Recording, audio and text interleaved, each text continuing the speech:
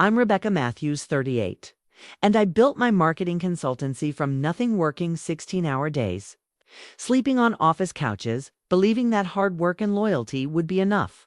For 12 years, I trusted my husband, David, to handle our business operations while I focused on clients. I thought we were partners in every sense of the word. That trust shattered the moment I walked into our conference room and found David with his secretary, Julia, spread across the mahogany table I'd saved months to buy. But the betrayal I witnessed was nothing compared to what I discovered when I checked our company records that night. They weren't just having an affair, they were systematically transferring our assets, planning to push me out of the company I'd bled to build. The woman who'd smiled at me every morning for 3 years had been stealing my life's work, one signature at a time. What they didn't know was that I still held the majority shares. The silver-framed wedding photo on my desk caught the afternoon light, David's smile frozen in time next to mine. 7 years ago, we'd promised each other everything. Oh, that same smile had been pressed against another woman's lips on my conference table. Rebecca, wait. David's voice cracked behind me as I stood in the doorway, my laptop bag still clutched in my trembling hands. I'd only returned because I'd forgotten the Henderson proposal, never expecting to find my husband and secretary in a position that would be burned into my memory forever. Julia scrambled to pull her blouse together, her face flushed with shame and defiance. The same woman who brought me coffee every morning, who remembered my birthday, who I'd trusted with my most sensitive client information. "This isn't what it looks like," she stammered, though we all knew the absurdity of that statement. "Isn't."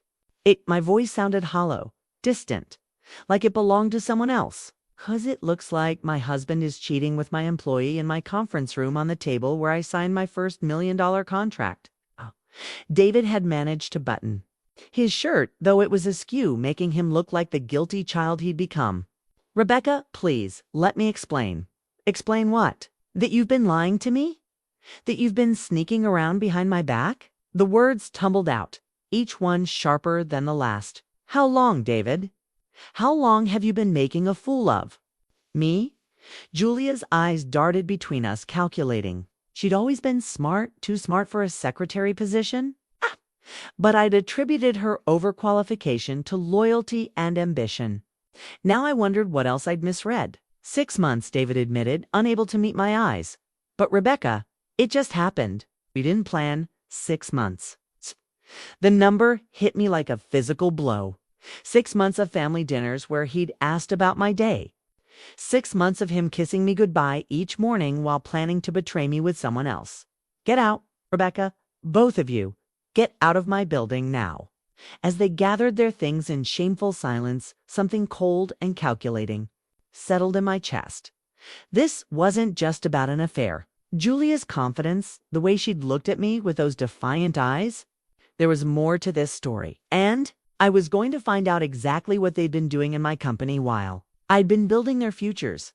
The office felt different at midnight. Empty cubicles cast long shadows under the emergency lighting, and every sound echoed off the walls I'd painted myself when we first moved in. I'd sent everyone home hours ago, claiming I needed time to process. But processing was the last thing on my mind. The financial statements spread across my desk told a story I'd been too busy, too trusting to read. QuickBooks reports, bank statements, expense accounts, documents I'd delegated to David because I believed in division of labor. 'Cause I thought marriage meant partnership. How naive I'd been. The first red flag jumped out immediately. Consulting. Fees to Strategic Solutions LLC, totaling $47,000 over the past 6 months. I'd never heard of Strategic Solutions. I ran every major decision through our monthly budget meetings, approved every significant expense. Yet here was nearly $50,000 flowing out of our accounts to a company that didn't exist in any of my records. My fingers flew across the keyboard, cross-referencing dates and amounts. The pattern emerged like a photograph developing in a dark room. Every payment to Strategic Solutions corresponded with a day when David had worked late. When he'd claimed he was handling administrative tasks, I was too busy to manage. The expense. Reports made my stomach turn. Julia's corporate credit card showed charges I'd never authorized. Dinners at expensive restaurants on nights when David told me he was working late. Hotel rooms in the city when we lived 20 minutes away. Shopping sprees at boutiques that could have funded our equipment upgrades. But it was the transfer authorizations that stopped my heart completely. 3 separate wire transfers to offshore accounts, each just under the $10,000 threshold that would trigger federal reporting requirements. The signatures looked like mine, but I knew I'd never signed them. The handwriting was close, but not perfect. The R in Rebecca was slightly different. The M in Matthew's 2 angular dot Julia had been practicing my signature. I pulled up our employee files, something I rarely did because I trusted David to handle HR matters. Julia's background check showed employment at 2 previous companies, both small consulting firms, both companies that had mysteriously dissolved within months of her departure. The references were glowing, but when I reverse searched the phone numbers, they led to disconnected lines. The woman I'd hired based on David's recommendation, Spade, the woman who'd charmed me with her efficiency and dedication, was a professional con artist, and my husband was her willing accomplice. I printed everything, methodically building a paper trail that painted a picture of systematic theft. Every forged signature, every unauthorized transfer, every lie told over morning coffee while they planned to steal my life's work. By 3 a.m., I had enough evidence to send them both to prison. But I also had something more valuable. I had time they didn't know I had, and a plan they couldn't see coming. David had made one crucial mistake in his rush to betray me. He'd forgotten that I was the one who'd built this company from nothing, who'd learned every aspect of business law and financial management through necessity and determination. I was the one who still held 60% of the shares. Tomorrow would start the fight for my company. Tonight, I would plan their downfall. The evidence was worse than I'd imagined. In Julia's desk drawer, which I'd unlocked using my master key at dawn, I found practice sheets, dozens of them. Page after page of my signature, starting rough and uncertain, gradually becoming more confident and precise. She'd been studying my handwriting like a forger, perfecting the curves and loops until even I had to look twice to spot the differences. Julia opened her portfolio, pulling out documents I recognized from my early morning search. We've drafted a restructuring proposal that would make you chairman of the board, while David assumes the CEO role. You'd maintain your ownership stake but have less operational responsibility. Less operational responsibility, I repeated. In the company I founded, it's for the best, David said, his voice taking on the patronizing tone I'd grown to hate. You're burned out, Rebecca. Yesterday proved that. You need time to heal, to figure out what you really want. What I really wanted was to scream, to throw them both out of my office immediately. Instead, I reached for the documents, pretending to review terms I'd already seen in their Phase 2 folder. The papers were even more audacious than I'd expected. Not only would David become CEO, but Julia would be promoted to coup with a salary that exceeded what I currently paid myself. The restructuring would also require me to sign over a signature authority for all major decisions to David, effectively making me a figurehead in my own company. This is quite comprehensive, I said, flipping through pages. You've clearly put a lot of thought into this. We want what's best for everyone, Julia said, her voice honey-sweet. The company, the employees, you. How long have you been working on this proposal? David and Julia exchanged a glance. Few weeks, he said. Since we started noticing the stress affecting your work. Interesting. Because some of these documents are dated from 2 months ago. The silence stretched between us, thick with tension. David's confident smile faltered slightly while Julia's grip tightened on her portfolio. We wanted to be prepared, Julia said, finally, to present a complete solution when the time was right. And yesterday made you realize the time was right. Rebecca, David leaned forward. I know you're hurt about what you saw, but that's separate from business. We can work through our personal issues, but the company needs leadership that's focused and stable. Stable leadership. I set the documents down and looked at them both, like the kind that would authorize wire transfers to offshore accounts. Without the majority shareholders' knowledge, Julia went very still. David's face drained of color. Or the kind that would forge signatures on bank documents. Rebecca, I don't know what you think you found. I found everything. David, every forged signature, every unauthorized transfer, every email planning to steal my company. I stood, feeling the power shift in the room. Did you really think I wouldn't notice $50,000 missing from our accounts? Julia's professional mask slipped completely. We can explain. Can you explain Strategic Solutions, LLC? Can you explain the practice sheets with my signature? Can you explain why you've been tracking my schedule and planning to force me out of my own company? David's shoulders sagged. Rebecca, please, let us explain. It's not what you think. Exactly what I think. You've been stealing from me, lying to me, and planning to destroy everything I've built. The affair was just the beginning. What do you want? Julia asked, her voice barely above a whisper. I want you both to resign, immediately. And I want you to return every penny you've stolen, or I'll have you arrested for embezzlement. You can't prove anything, David said, but his voice lacked conviction. Can't I? I smiled, feeling genuinely happy for the first time in days. Try me. They left my office in silence, their grand plan crumbling around them. But I knew this was just the beginning. They'd be back with lawyers, with threats, with new schemes to steal what they believed they deserved. What they didn't know was that I was already 3 steps ahead, with evidence they couldn't destroy and allies they didn't know existed. The war for my company had begun, and I intended to win it. The security cameras were my idea, installed 6 months ago after a break-in at the building next door. David had questioned the expense, calling it paranoia, but I'd insisted on protecting our assets. Now those same cameras would protect me from him.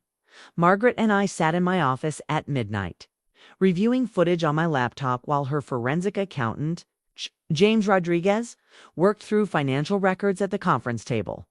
The timestamps painted a clear picture of David and Julia's deception. There, I pointed at the screen. Tuesday, April 15th, 11:47 p.m.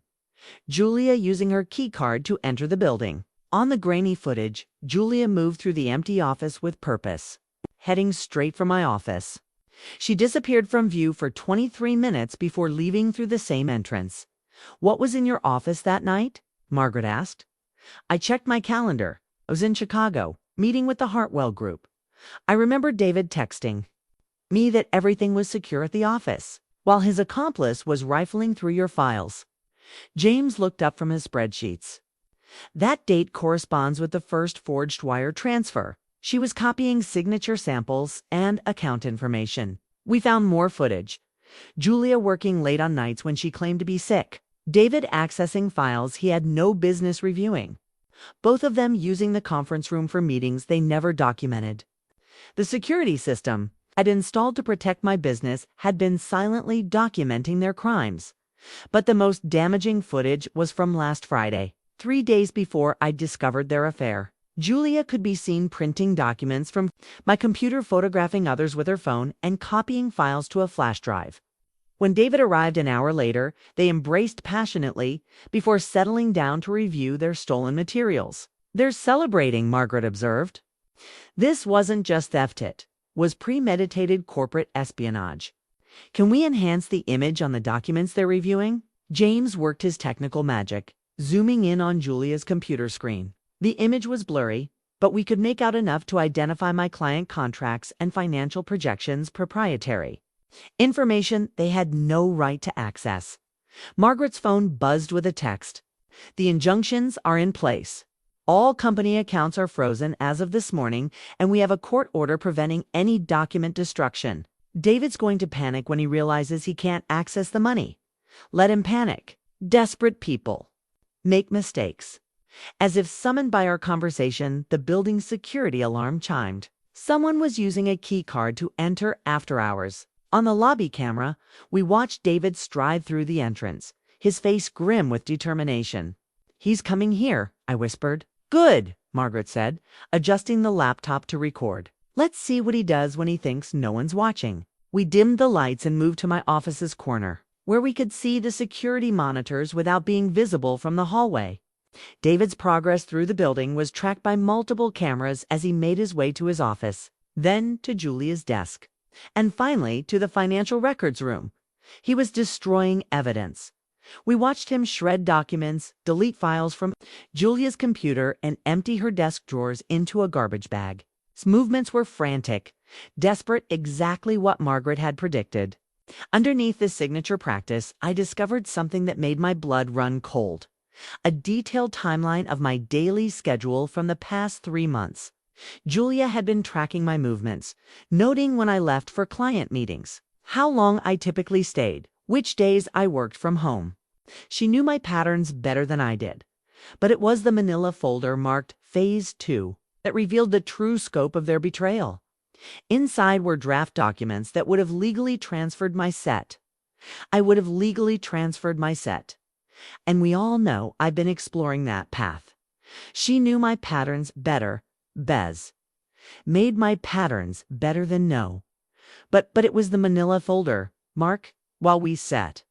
As we said, but will we said, but we said with Figry Wealth. At con.yksat, we said while we said, they said we were at KC wall can I can get to 7 why we can we see can we with safticate to we sakri we so sick you to see like I to I would you to get you to we get a you to it to I to finish with the we ask I have to get you to I get a that got it what you we do we get you I had we got we got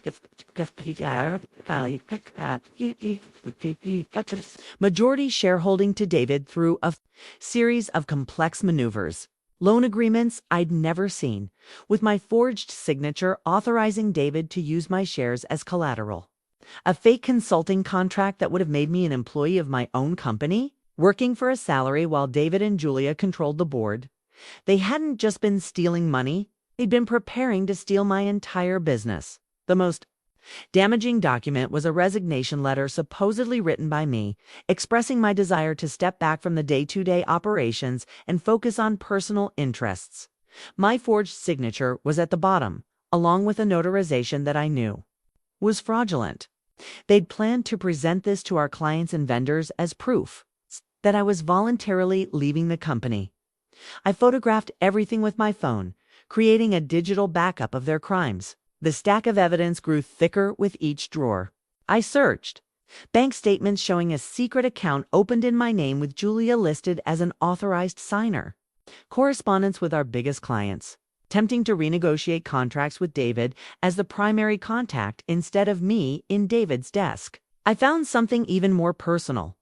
Printed emails between him and Julia, dating back 8 months. Not 6, as he'd claimed. The early messages were professional, discussing the Rebecca problem and how to minimize her involvement in strategic decisions. But they quickly became intimate, their affair developing alongside their conspiracy. 1. Email from Julia made me physically sick. She's so trusting, it's almost pathetic. Today, she thanked me for working late when I was actually copying her files. Sometimes I feel bad for her. But then I remember how much money we're talking about. David's response was worse. Don't feel bad. She's had her turn at success. It's our time. Besides, she'll be fine. She's resourceful. She'll find something else to do. Resourceful. As if rebuilding my life after they destroyed it was just another project to tackle. The final piece of evidence was a printed lease agreement for luxury office space downtown, signed by David as CEO of Matthews Consulting Solutions, my company. Name with one word added. They'd already lined up our new headquarters, planning to rebrand my business and continue operating with my clients, my reputation, and my money. I sat back in David's chair, surrounded by the wreckage of my trust, and felt something shift inside me. The hurt was still there, sharp and constant. But it was being overtaken by something colder and more focused. They thought I was pathetic. They thought I was too trusting, too naive to see what was happening under my nose. They were right about the trust. I had been blind to their betrayal. But they were catastrophically wrong about what I would do once I could see clearly. I had built this company through sheer determination and intelligence. I had survived recessions, difficult clients, and countless challenges that would have broken lesser entrepreneurs. David and Julia had mistaken my trust for weakness, my love for stupidity. They were about to learn the difference between a victim and a fighter. And I was done being anyone's victim. Margaret Chen's business card felt like a lifeline in my trembling fingers. I'd found her name through a Google search for corporate fraud attorneys, and her review spoke of a woman who didn't just win cases, she destroyed opponents who underestimated her. Ms. Matthews, her voice was crisp and professional over the phone at 7 a.m. I understand you have a time-sensitive situation. My husband and his accomplice have been embezzling from my company and forging my signatures to steal my business. I have evidence, but I need to know my options before they realize I'm onto them. How much time do we have? They think I'm heartbroken and distracted? Maybe 48 hours before they get suspicious? Bring everything to my office now. Margaret's downtown law firm occupied 3 floors of a glass tower, all sharp angles and expensive furniture that screamed competence. She was younger than I'd expected, maybe 55s, with steel gray hair and eyes that seemed to catalog every detail of my appearance. I spread the evidence across her conference table like a war map. Bank statements, forged signatures, printed emails, the fraudulent resignation letter, everything that proved David and Julia's conspiracy. Margaret examined each document methodically, occasionally making notes on a legal pad. After 20 minutes, she looked up with a hint of a smile. "They're amateurs," she said. "Professional enough to do serious damage, but sloppy enough to leave a trail that will send them to prison. The forged signatures alone are federal crimes. Add in the wire fraud and embezzlement, and we're looking at substantial jail time. What about my company? Can I protect it? I still hold majority shares, correct? And the corporate documents are in order." Yes, David never had signature authority on major decisions, though he acted like he did. Then we file emergency injunctions to freeze all assets and prevent any further transfers. We also need to secure your business operations immediately. Margaret leaned forward. "But I need to ask who else in your company knew about this." The question I'd been dreading. I thought about my small staff. Tom, in accounting, who'd been with me for 5 years and always seemed uncomfortable when David was around. Sarah, in client relations, who'd recently started bringing documents directly to me instead of routing them through David. Mike, in operations, who'd questioned some of Julia's expense reports but had been told to mind his own business. I think some of them suspected something was wrong, but David and Julia were careful to operate when others weren't around. We need to identify who we can trust. This kind of operation requires inside cooperation, even if it's just turning a blind eye. Over the next hour, Margaret outlined our strategy. Emergency court orders to protect the business, forensic accounting to trace every stolen dollar, and criminal referrals to ensure David and Julia face justice. But first, we needed to secure the company and make sure no evidence disappeared. "There's something else," Margaret said as we prepared to leave. "Have you considered that this might not be their first attempt at this kind of fraud? Julia's employment history raises red flags, and David's gambling debts. Yes. I ran a quick background check, suggest he's been looking for easy money for a while. The possibility that I'd been specifically targeted, chosen as a mark because of my success and trusting nature, added another layer of violation to their betrayal. But it also meant they'd underestimated me completely. We drove separately to my office, where Margaret would help me secure sensitive documents while I called an emergency staff meeting. As I pulled into the parking lot, I saw David's car already. There, along with Julia's silver Honda, they were early today, probably planning their next move while thinking I was at home crying into my coffee. Instead, I was arriving with a lawyer and a plan that would end their scheme before lunch. Margaret parked beside me, stepped out in her perfectly tailored suit, and checked her watch. "Ready to take your company back?" I looked at the building I'd bought with my first major profit, the sign bearing my name that David and Julia thought they could steal, and felt the last of my self-doubt disappear. I was born ready. They were waiting in my office when I arrived, sitting in the chairs across from my desk like they owned the place. David had positioned himself behind my desk, a power play that would have been laughable if it weren't so presumptuous. Julia sat to his right, a leather portfolio in her lap, looking like she'd rather be anywhere else. Rebecca David stood when I entered, attempting his old charming smile. We need to talk, do we? I remained standing, Margaret's presence in the hallway giving me strength. Because yesterday you seemed more interested in talking to Julia. On my conference table, Julia's face flushed, but David pressed forward. What happened yesterday was a mistake, but it doesn't change the facts about this company. You've been struggling, Rebecca. The stress is showing, and frankly, some of our clients have noticed. Which clients? I asked, though I already knew this was a lie. The Henderson Group mentioned they're concerned about your attention to detail. The Morrison project has been delayed twice. You're dropping balls, and it's affecting our reputation. Each lie rolled off his tongue so smoothly I wondered how many others he'd told over the years. Julia nodded along, playing her part in the rehearsed script. Julia and I have been discussing the company's future, David continued, and we think it's time for you to step back from day-to-day operations. Focus on the big picture. Let us handle the details. How generous of you both. I sat down in the chair across from my own desk, an observer in my own office. And what would this new arrangement look like? He's making our case stronger with every file he destroys, she murmured. Obstruction of justice is a serious charge. When David reached for the security server, trying to access the video footage, James intervened through remote access, locking him out of the system. On camera, we watched David's frustration as he repeatedly tried to log in, unaware that every attempt was being recorded. My phone buzzed with a text from David. Rebecca, we need to talk. I'm at the office. Please come in, we can work this out. He doesn't know you're already here, Margaret realized. Oh, what should I do? Nothing. Let him wonder. Fear makes people sloppy. We continued watching as David searched the office for evidence of his crimes, unaware that the most damaging evidence was being recorded in real time. When he finally gave up and left, his bag full of shredded documents, we had hours of footage showing consciousness of guilt. This is better than a confession, Margaret said as we backed up the files. A jury will see a man who knows he's committed crimes and is trying to cover them up. James printed financial reports showing the exact amounts stolen, fake accounts opened, and the pattern of escalating theft over 8 months. Total damages are approaching $180,000, not including the value of the stolen business intelligence.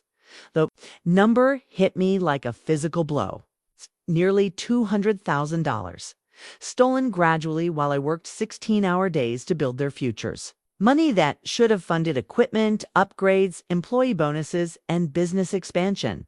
But as devastating as the financial theft was, the betrayal of trust cut deeper. David had held me while I worried about cash flow, had comforted me during difficult client negotiations, had made love to me on nights when he'd spent the day planning my professional destruction. Rebecca, Margaret's voice was gentle. I know. This is overwhelming, but we need to discuss next steps. David and Julia will likely hire lawyers, claim the evidence is fabricated or taken out of context. We need to be prepared for a fight. I'm prepared. The words came out stronger than I felt. They stole my money, my trust, and my peace of mind. But they made one crucial mistake. What's that? They forgot that I built this company by outworking, outthinking, and outlasting every challenge. That came my way. I didn't survive in business for 12 years by giving up when things got difficult. Margaret smiled, the first genuine warmth she'd shown all week. Then let's destroy them. Outside, dawn was breaking over the city I'd conquered. Once already, David and Julia had made their play, and now it was my turn. They'd awakened something in me that had been dormant to Long the Ruthless. Determination that had turned a broke college graduate into a successful entrepreneur. They wanted to play games with my company. I'd show them how the game was really played. David's phone records arrived by courier Thursday morning. 200 pages of calls, texts, and data usage that painted a picture of systematic deception. Margaret's investigator had worked through the night to compile everything, and what we found shattered the last of my illusions about my marriage. The affair hadn't started 6 months ago. I'd been going on for over 2 years. I traced the pattern backward through endless calls and texts between David and Julia. Their communication had started professionally when I first hired her, but by month 3, they were texting dozens of times daily. Late-night calls that lasted for hours on nights when David claimed he was working on projects or meeting with potential clients. Look at this. Margaret pointed to a cluster of calls from 18 months ago. 27 calls to Julia on your wedding anniversary. The date was burned into my memory. Our 5th wedding anniversary, when David had surprised me with a weekend getaway to Napa Valley. While I'd been packing for what I thought was a romantic celebration of our marriage, he'd been coordinating with Julia, probably arranging for her to handle things while we were away. But the phone records revealed something else, something that made my stomach turn with a different kind of sickness. Mixed in with Julia's number were dozens of calls to numbers I didn't recognize, all tagged with location data from downtown casinos and racetracks. David had been gambling heavily. Margaret's Burrs investigator had cross-referenced the numbers with known bookmakers and found a pattern of escalating bets over the past 3 years. Started small with sports betting, gradually moved to high-stakes poker games and horse racing. The phone records showed he'd been spending entire days at the track lying to me about client meetings while burning through money we couldn't afford to lose. How much? I asked, though I dreaded the answer. The conservative estimate, based on the financial trail we can follow, is around $400,000. Over 3 years, $400,000. More than twice what he'd stolen from the company. Money that had come from our personal accounts, our savings, our future. No wonder he'd been so eager to get his hands on business funds. That explains the desperation. Margaret said, men with gambling debts get dangerous when the pressure mounts. I found evidence of that pressure in the text messages Margaret's team had recovered from David's phone. Messages from numbers associated with loan sharks and debt collectors. Growing more threatening over the past 6 months. David, you're 3 weeks behind. Interest is compounding daily. Payment overdue. You know what happens next? Last warning before we escalate. The final message, sent just 2 days ago, made my blood run cold. Your wife has a nice business. Shame if something happened to it. They're threatening me, I whispered. Gambling debts put me in danger. It gets worse, Margaret said, pulling out another folder. Julia's background check came back with some interesting information. The woman I'd trusted as my secretary had a history I never could have imagined.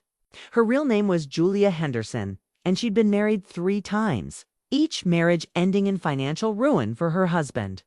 The employment references she'd provided were fake, created by an ex-boyfriend who specialized in identity fraud.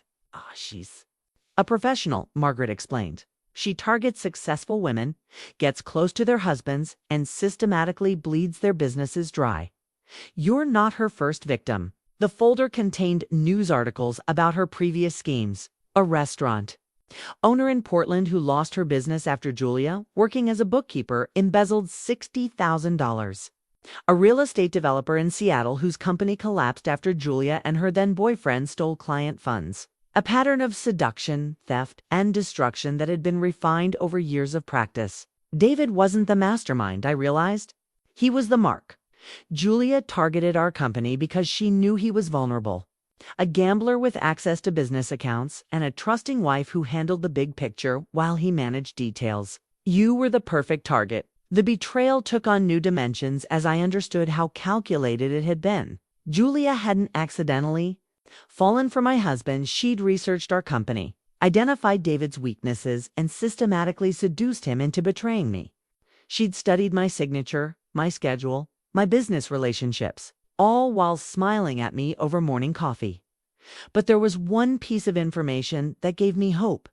Julia's previous victims had all been destroyed because they'd trusted the wrong people and failed to act quickly enough. Unlike them, I'd discovered the scheme before it was complete, and I had resources they hadn't possessed. There's something else, Margaret said, her tone more serious. The threatening messages to David, they're not from professional loan sharks. The language patterns and phone numbers trace back to Julia's network. She's been pressuring him, making him think his gambling debts are more dangerous than they actually are.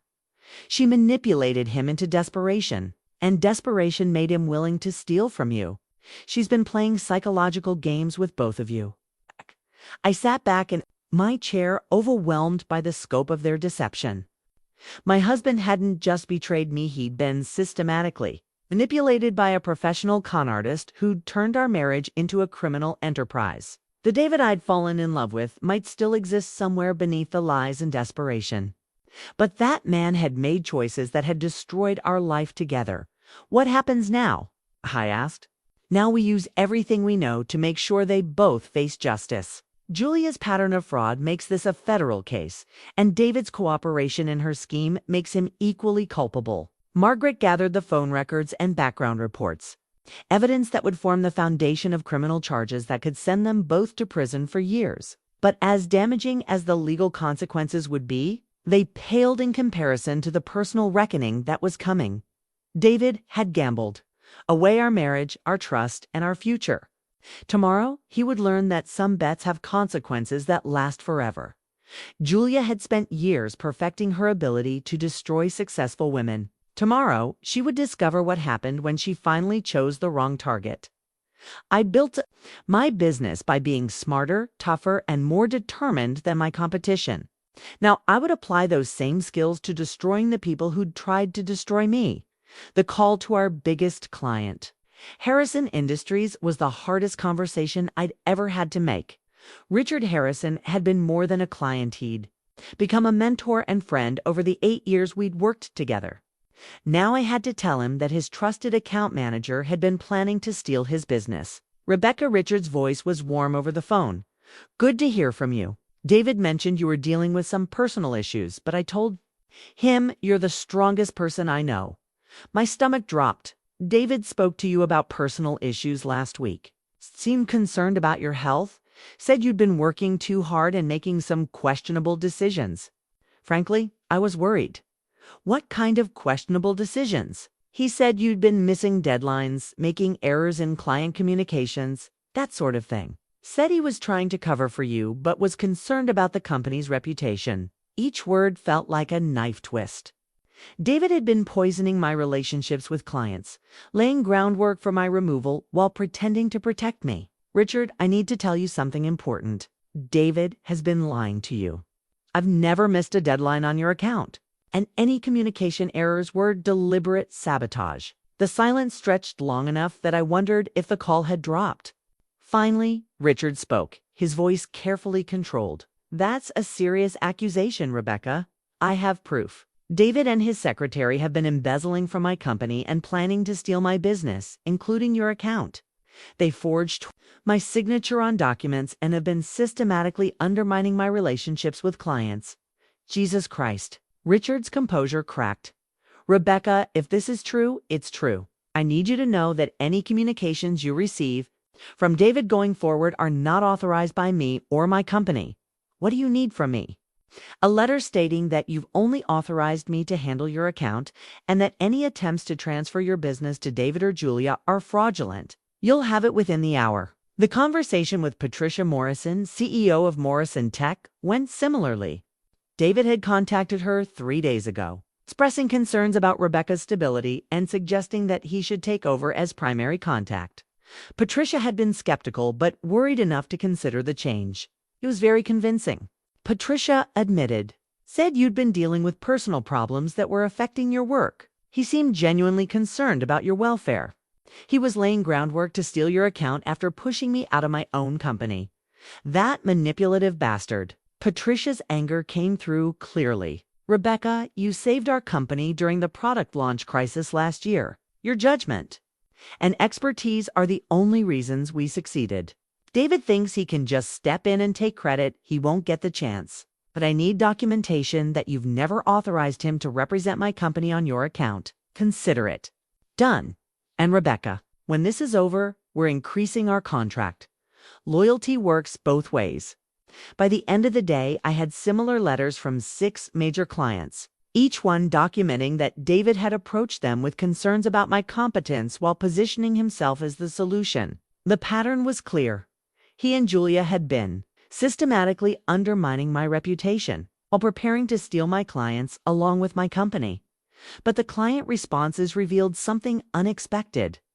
Instead of being swayed by David's manipulation, most had been suspicious of his motives. They knew my work, my character, my track record of success. David's attempts to undermine me had actually reinforced their trust in my judgment. Rebecca, said James Chen, CFO of Chen Construction, When David called suggesting I might be happier working with him directly, my first thought was, why is the husband trying to cut out the person who actually does the work? It felt like a con from the beginning. Margaret reviewed the client letters with satisfaction. This proves their conspiracy extended beyond simple embezzlement.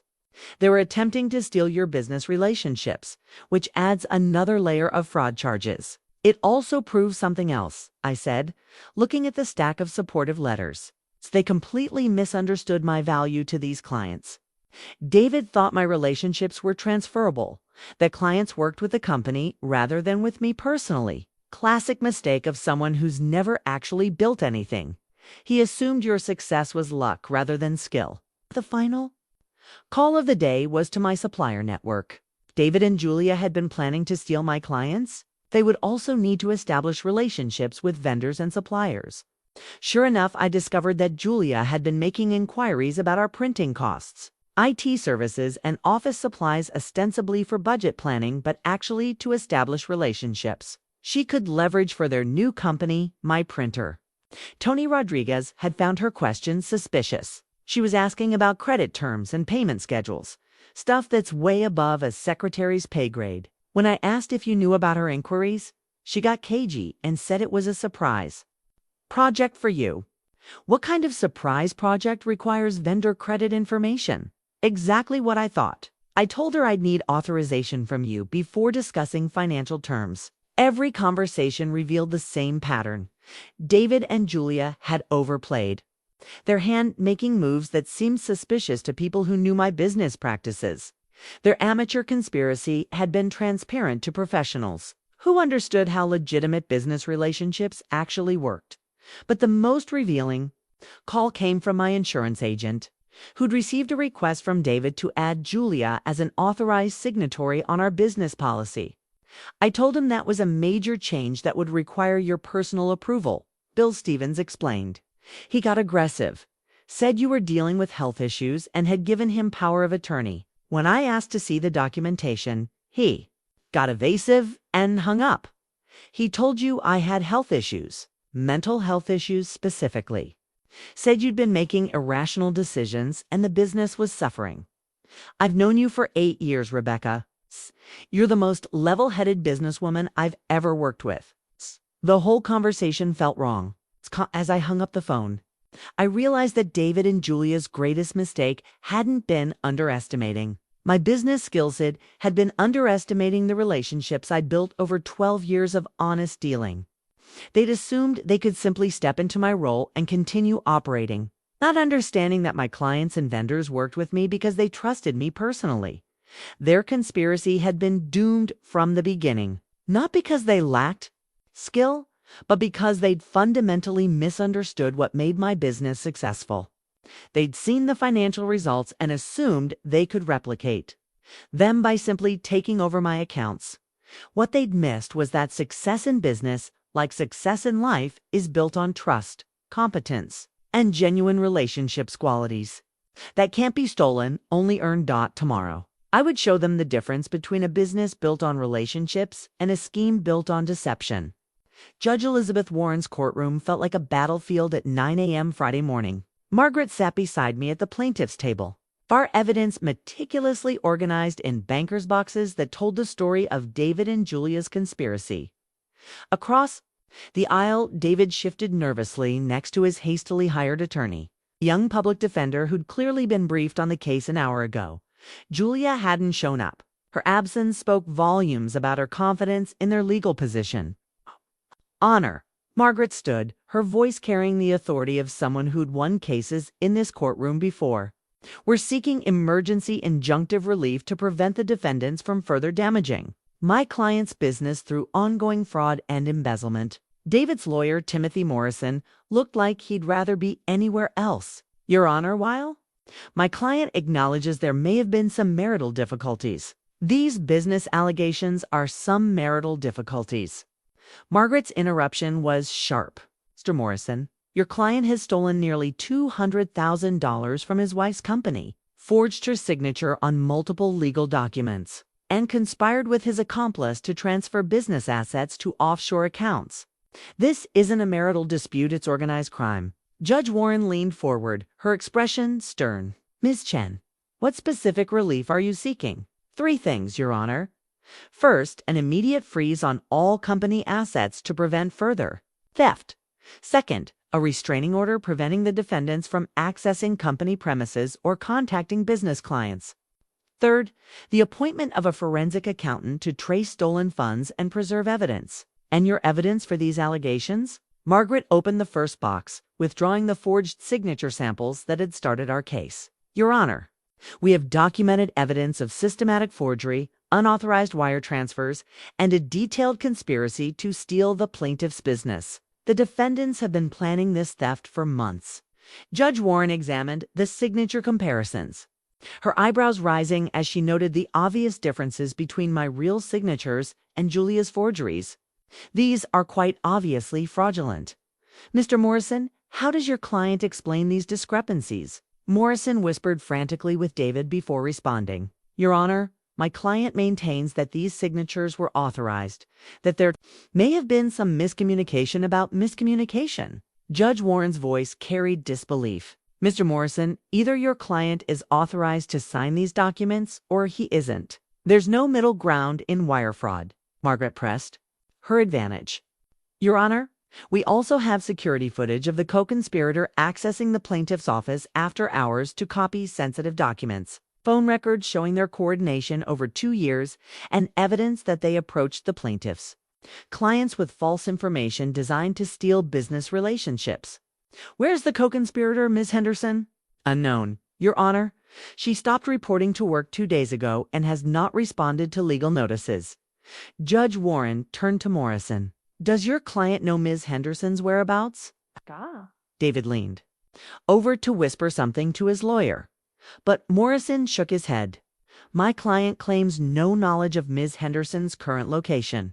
Convenient. Judge Warren's tone suggested she found this as believable as I did. Ms. Chen, given the evidence you've presented and the fact that one defendant has apparently fled, I'm inclined to grant your motions. However, I want to hear from Mr. Matthews directly. David stood slowly, his face pale but determined. Your Honor, I admit that my marriage is in trouble, and I made serious errors in judgment. But I never intended to steal from Rebecca. The business decisions I made were business decisions. Judge Warren interrupted. Mr. Matthews, you're not an officer of this corporation. You have no legal authority to make business decisions. How do you explain signing your wife's name, too?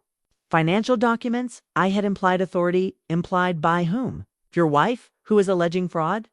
Or by your accomplice, who has apparently fled the jurisdiction? David's composure cracked.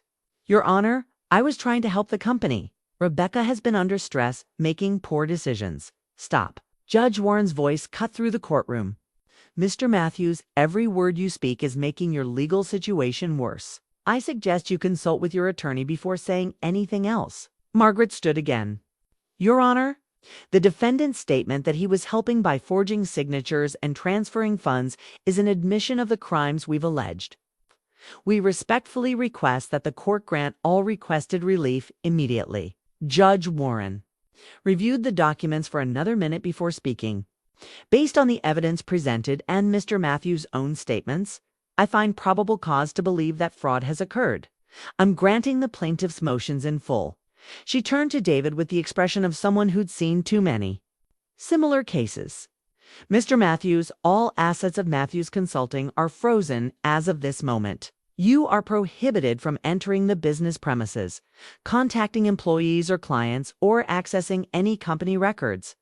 Violation of this order will result in immediate arrest for contempt of court. David sank into his chair as the reality of his situation hit him. In less than 30 minutes, he'd gone from co-conspirator to legally powerless, stripped of access to the company he'd tried to steal. Furthermore, Judge Warren continued, I'm referring this matter to the district attorney's office for criminal investigation. The evidence suggests multiple felonies, and the people of this state have an interest in prosecuting financial crimes. As we gathered our materials, Margaret leaned over to whisper, that went better than I expected. David's testimony just handed us a criminal conviction. Outside the courthouse, David's lawyer approached us with the defeated expression of someone who knew his client was doomed. Ms. Chen, my client would like to discuss a settlement. Your client can discuss it with the prosecutors, Margaret replied coolly. My client's only interest now is seeing justice done. David himself appeared, behind his lawyer, looking older than his 42 years. Rebecca, please, can we talk privately? Oh, I said simply. You gave up the right to private conversations when you started forging my signature. I never meant for it to go this far. Julia convinced me. Julia convinced you to commit felonies. That's your choice, David, not hers. What about our marriage? What about the life we built together? This question hung in the air between us, weighted with 12 years of shared history and broken dreams. Part of me wanted to feel sorry for him, to remember the man I'd fallen in love with before gambling and desperation had corrupted him. But a larger part of me remembered the systematic betrayal, the forged signatures, the lies told over morning coffee while he planned my destruction. You destroyed our marriage when you chose crime over communication, I said. Everything else is just paperwork. As David walked away with his lawyer, probably to discuss plea bargains and prison sentences, I felt the weight of the past week lifting from my shoulders. The legal system had validated what I'd known in my heart. I was the victim of a serious crime, and justice would be served. Margaret's phone buzzed with a text from her investigator. Julia Henderson boarded a flight to Mexico City yesterday using a fake passport. She's officially a fugitive. Will they extradite her? Eventually. But David's testimony will probably be enough to convict her in absentia. She made a crucial mistake by running it proves consciousness of guilt. As we walked back to our car, I realized that the hardest part of this ordeal was over. The evidence was preserved, the assets were protected, and the criminals would face justice. Now came the easier task, rebuilding my business and my life. Without the people who'd tried to destroy both. For the first time in a week, I felt genuinely optimistic about the future. The emergency staff meeting I called for Monday morning felt like a reckoning. My 8 employees filed into the conference room, the same room where I'd discovered David's betrayal, with expressions ranging from curiosity to concern. They knew something significant had happened over the weekend, but none of them understood the scope of what they were about to learn. Tom from accounting looked particularly nervous, probably wondering if the financial irregularities he'd questioned were about to become a company-wide crisis. Sarah from client relations sat quietly, her usual cheerful demeanor replaced by professional wariness. Mike from operations checked his phone repeatedly, while the rest of my team settled into chairs with the cautious energy of people who sensed bad news coming. Thank you all for coming in early, I began, standing at the head of the table where Julia had practiced forging my signature. I need to tell you about something that affects all of us, and I want you to hear it from me directly rather than through rumors or speculation. The room grew still, the kind of silence that precedes life-changing announcements. On Wednesday afternoon, I discovered that David and Julia had been embezzling money from our company and planning to steal the business entirely. They forged my signature on financial documents, transferred nearly $200,000 to unauthorized accounts, and were preparing to force me out of the company I founded. The silence broke as several people spoke at once. Tom's "I knew something was wrong" overlapped with Sarah's "Oh my God." Rebecca and Mike's more colorful assessment of the situation. "How long has this been going on?" asked Janet from marketing, her voice tight with anger. "At least 8 months for the financial crimes, possibly longer for the planning stages." Julia was systematically copying client files, studying my business patterns, and forging legal documents, while David used his access to manipulate financial records. "That explains the weird expense reports," Tom said, his relief at being vindicated evident. Julia kept submitting charges that didn't make sense, and when I questioned them, David told me to process them anyway. "You questioned them?" I asked, surprised by his disclosure. "Multiple times. Expensive dinners on nights when the office was supposedly empty, hotel charges in the city when we all live locally, consulting fees to companies I couldn't verify. David said they were legitimate business expenses and implied I was overstepping my authority by questioning them." Sarah leaned forward, her expression grim. "Rebecca, Julia asked me for client contact information last month, said she was updating the database for you. When I told her you usually handle those updates personally, she said you were too busy and had delegated the task to her. I never delegated client information to anyone. I know that now. But she was so convincing, and David backed up her story when I mentioned it to him. Mike slammed his hand on the table, making everyone jump. That's why she wanted access to our vendor contracts. Said she was doing a cost analysis project for David. I thought it was weird that his secretary was reviewing operational expenses, but David insisted it was authorized. The picture that emerged was of a systematic infiltration of my business, with Julia using her position and David's authority to access information they had no right to possess. She'd been patient, building trust while gathering the intelligence needed to steal my company piece by piece. What happens now? Asked Jennifer from HR, the newest member of our team. First, both David and Julia have been terminated for cause. They're prohibited by court order from entering this building or contacting any of you about business matters. If either of them tries to reach out, I need you to let me know immediately. I pulled out copies of the restraining order, distributing them around the table. Second, we've implemented new security protocols. All access codes have been changed, and we're requiring two-person authorization for any financial transactions over $500. Are we going to be okay? Jennifer asked quietly. The company, I mean. Are we going to survive this? It was the question they were all thinking but hadn't wanted to voice. My employees had families, mortgages, career plans that depended on my business remaining viable. They needed to know that David and Julia's crimes wouldn't destroy their livelihoods. We're going to be better than okay, I said with conviction. The stolen money will be recovered through legal proceedings. Our client relationships are stronger than ever, and we're expanding our team to handle the additional business that's coming our way. Tom looked skeptical. Additional business? When? Our clients learned about David and Julia's attempts to steal their accounts. Several of them increased their contracts with us. Apparently, loyalty is rewarded in this industry. Sarah smiled for the first time since the meeting began. Patricia Morrison called me Friday afternoon asking if we could handle additional projects. She said something about showing those backstabbing amateurs how real business is done. That's exactly the attitude I'm seeing across our client base. What David and Julia saw as my weakness, the personal relationships I've built, turned out to be our greatest strength. Mike raised his hand like a student asking permission to speak. Rebecca, I have to ask, did you suspect anything? Or there are signs we should have noticed. The question stung because it forced me to confront my own blindness to their deception. I should have seen it sooner. The financial irregularities, the after-hours access, Julia's questions about business, operations that were outside her job scope. But I trusted them, and that trust made me overlook warning signs that should have been obvious. That's not your fault, Tom said firmly. They were systematically deceiving all of us. I questioned the expense reports, but I didn't suspect embezzlement. Sarah noticed Julia's unusual requests, but she didn't think it was criminal. We all saw pieces of the puzzle without understanding what picture they formed. Janet nodded in agreement. Besides, what was the alternative? Creating a work environment where nobody trusts anyone? That's not the kind of company any of us want. To work for, her words hit me harder than she probably intended.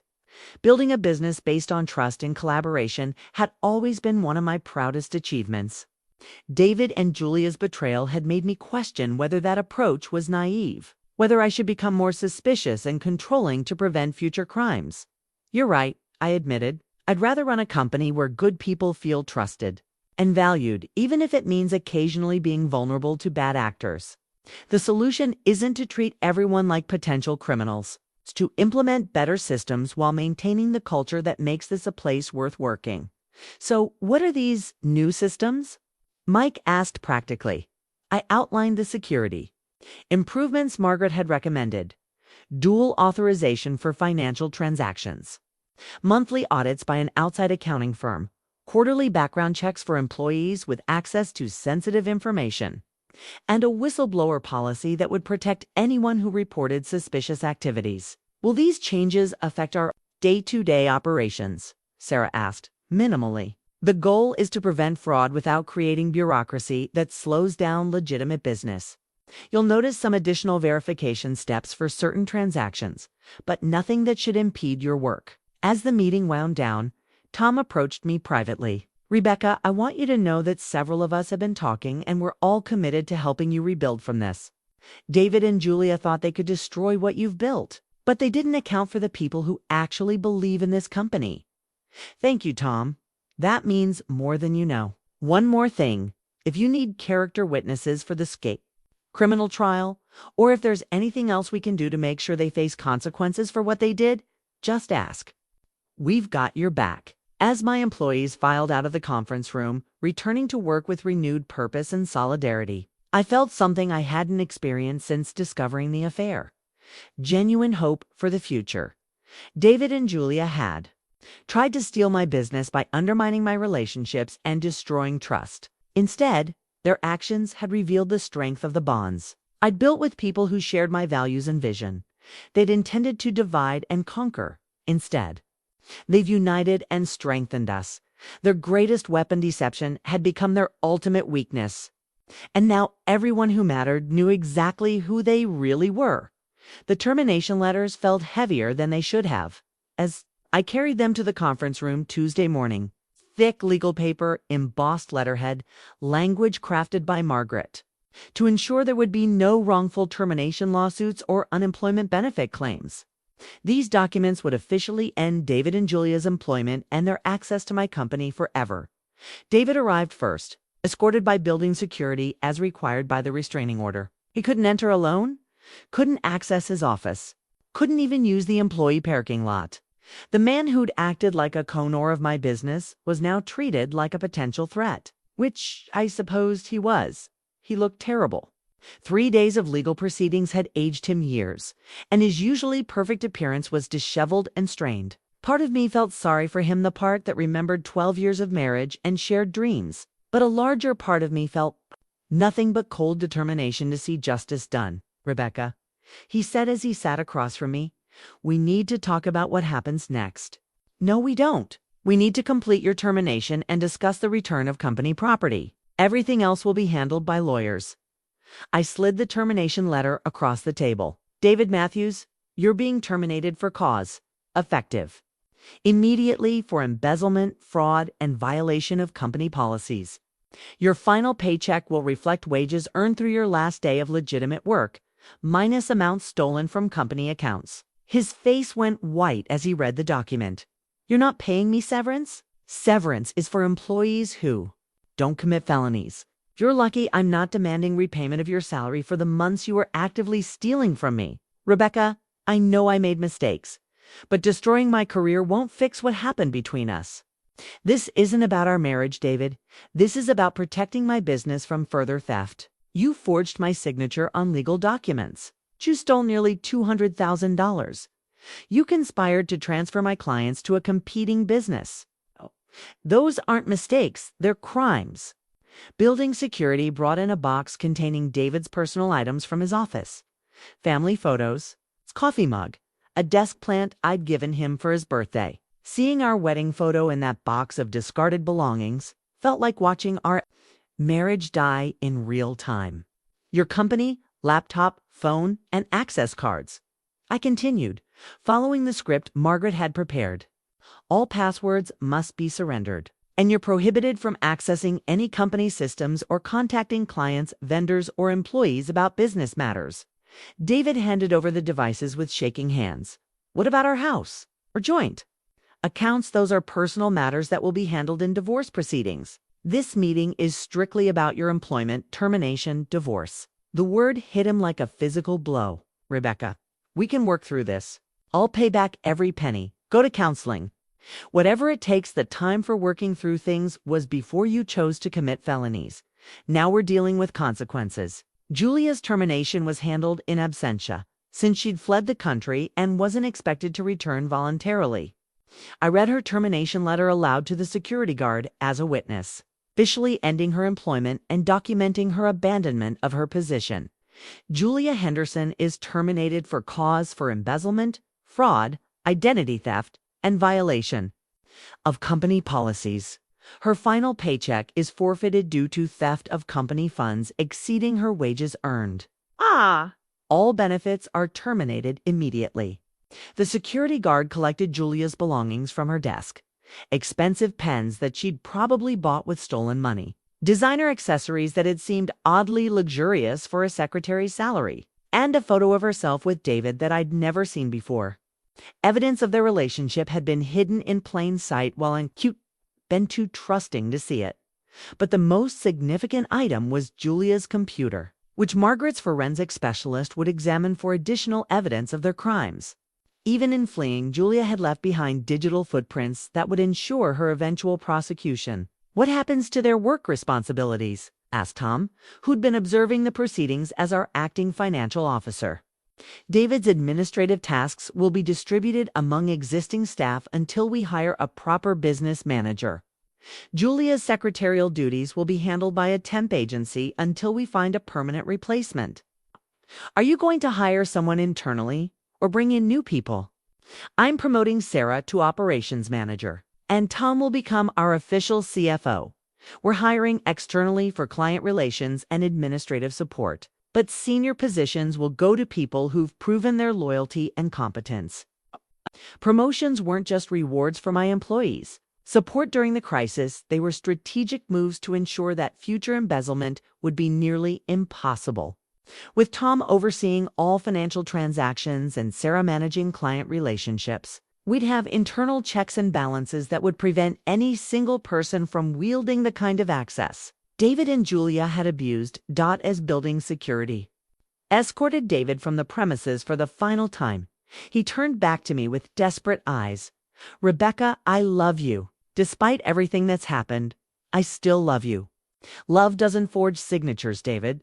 Love doesn't steal from the person who trusts you most. What you did to me wasn't love, was the destruction of love." After he left, I sat alone in the conference room, surrounded by termination paperwork and the remnants of relationships that had defined my adult life. My husband was gone, facing years in prison for stealing from me. My trusted secretary was a fugitive, probably never to return.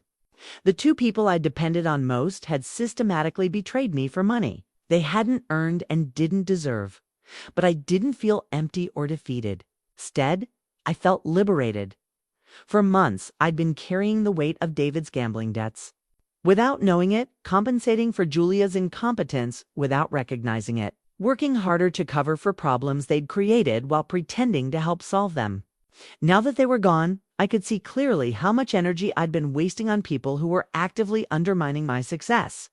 Margaret knocked on the conference room door, carrying a folder of legal documents. "How did the terminations go?" "David tried to negotiate Julia's in Mexico. Both are officially unemployed and facing criminal charges." "Good. I have updates on the financial recovery. The court has frozen their personal assets, and we've identified most of the stolen funds. Recovery should begin within the week." "How much will we get back?" "Nearly everything. David spent some on gambling, and Julia probably has cash with her in Mexico, but the bulk of the stolen money is recoverable." The news should have felt like a victory, but it paled in comparison to the larger realization. I didn't just survive their betrayal, stronger because of it. David and Julia had tried to steal my business by exploiting my trust and manipulating my relationships. Instead, they'd forced me to build better systems, stronger partnerships, and more resilient operations. The company they'd tried to destroy was evolving into something more secure and successful than what they'd attempted to steal. They'd gambled their futures on my weakness and lost everything betting against my strength. Tomorrow, I would begin rebuilding with people who shared my values and vision. Tonight, I would celebrate the end of their ability to hurt me. Justice. It turned out, felt better than revenge. The new company organizational chart looked nothing like the informal structure David and Julia had tried to exploit. Clear lines of authority, defined responsibilities, and built-in checks and balances that would make future fraud nearly impossible. But more importantly, it reflected the values I wanted to define our workplace: transparency, accountability, and mutual respect. Sarah sat across from my desk, studying her new job description as operations manager. "This is a lot of responsibility," she said, though her tone suggested excitement rather than concern. "You've been handling most of these duties already," I reminded her. "David never actually managed operations. He just took credit for your work." "I know, but seeing it officially on paper makes it feel real." She looked up with a smile. "I won't let you down, Rebecca. You already proved that when you questioned Julia's requests for client information. Trust your instincts. They were right when mine were clouded." Tom's promotion to CFO came with equally expanded responsibilities and a salary increase that reflected his actual value to the company. For too long, I'd allowed David to minimize Tom's contributions while taking credit for financial management he'd never actually performed. "I want you to implement monthly financial reviews," I told Tom during our planning session. "Not because I don't trust you, but because transparency protects everyone." If David had been required to present detailed monthly reports to independent oversight, his embezzlement would have been discovered immediately. "What about the day-to-day financial decisions? How much autonomy do you want me to have?" "Full autonomy within established parameters. If you know this business as well as I do, and you've earned the right to make decisions without constantly seeking approval. But any transaction over $5,000 requires dual authorization, and any new vendor relationships need documentation." The security improvements went beyond personnel changes. Margaret had recommended a comprehensive overhaul of our systems, and I'd implemented every suggestion. New locks with individual access codes, security cameras with cloud backup, mandatory background checks for all employees with financial access, and an anonymous reporting system for suspicious activities. "Are you worried the new security measures will make people feel like they're not trusted?" asked Janet during our staff meeting. "The opposite, actually. Clear policies protect good employees from false accusations and ensure that everyone operates under the same standards." When David was stealing money, Tom was automatically under suspicion because he handled accounting. These new systems protect Tom and everyone else. Mike nodded in agreement. "It's like having cameras in a store. Honest customers aren't bothered by them because they're not doing anything wrong." The cultural changes were subtler, but equally important. I instituted weekly staff meetings where everyone reported on their projects and concerns, eliminating the information silos that David and Julia had exploited. Previously, David had controlled communication between departments, using his position to hide his crimes and manipulate information flow. "I want everyone to know what everyone else is working on," I explained. "Not for micromanagement, but for collaboration and transparency." If Julia had been required to explain her after-hours access to client files, her behavior would have been exposed immediately. Jennifer from HR raised her hand. "What about confidential information, client contracts, financial data, personal employee information?" "Confidentiality remains important, but secrecy within our own team is different." David used confidentiality as an excuse to prevent oversight of his activities. We need to distinguish between protecting client privacy and hiding internal operations. The employee handbook received a complete rewrite, with clear policies about financial procedures, access to sensitive information, and reporting requirements.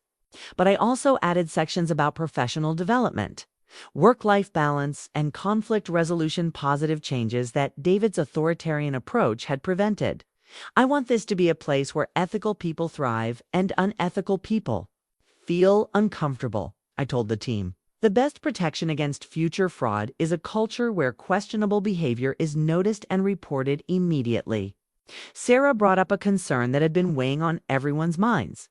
What if clients are worried about stability? David and Julia's crimes might make people question whether we can be trusted with their business. That's a valid concern, but the response from our existing clients has been overwhelmingly supportive.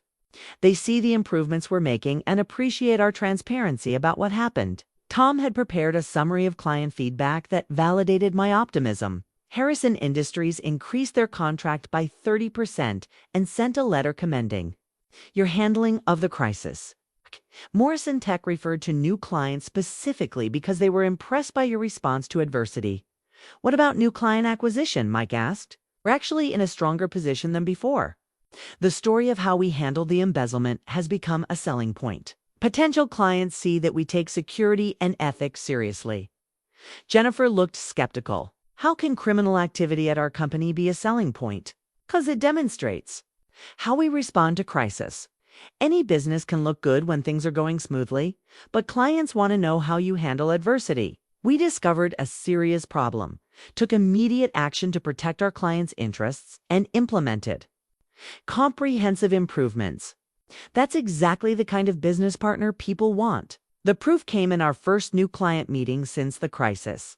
Patricia Chen, CEO of Chen Electronics, had specifically requested our services after hearing about our response to the embezzlement. We've been burned by vendors who cut corners on security, she explained during our initial consultation. When I heard how you handled internal fraud, the immediate legal action, the client protection measures, the transparency, I knew you were the kind of company we could trust with sensitive projects. That contract alone was worth more than David and Julia had stolen, and it came directly as a result of our ethical response to their crimes. The hiring process for Julia's replacement became an opportunity to demonstrate our improved standards. Instead of relying on personal recommendations and superficial interviews, we implemented comprehensive background checks, reference verification, and skills testing that would have immediately exposed Julia's fraudulent credentials. I want to hire someone who's overqualified for the position, I told Tom as we reviewed applications. Someone who sees this job as a career opportunity, not a stepping stone or a cover for criminal activity. We found that person in Maria Santos, a former executive assistant at a Fortune 500 company who was looking for a more collegial work environment. Her background check revealed a spotless record. Her references were enthusiastic, and her skills test demonstrated competence that far exceeded our requirements. Why are you interested in what some might consider a step down from your previous position? I asked during her final interview. Because I researched your company extensively after the job posting caught my attention. The way you handled the recent crisis shows integrity and leadership that's rare in business. I'd rather work for a smaller company with strong values than a large corporation where ethics are negotiable. Maria's first week validated our improved hiring process. She integrated seamlessly with our team, demonstrated competence that made everyone's job easier, and showed genuine enthusiasm for contributing to our success. The contrast with Julia's calculated manipulation was stark and refreshing. But the most significant change was in my own approach to leadership. David's betrayal had forced me to examine my management style and recognize where my trust had become naivety. I'd learned to verify important information independently, to ask probing questions about activities I didn't directly oversee, and to trust my instincts when something felt wrong. You seem more confident, Sarah observed during one of our weekly check-ins, more decisive. I feel more confident. Discovering that I could survive the worst betrayal imaginable and come out stronger has been incredibly empowering. Do you miss the old way of doing things? When it was more informal and you didn't have to worry about security protocols?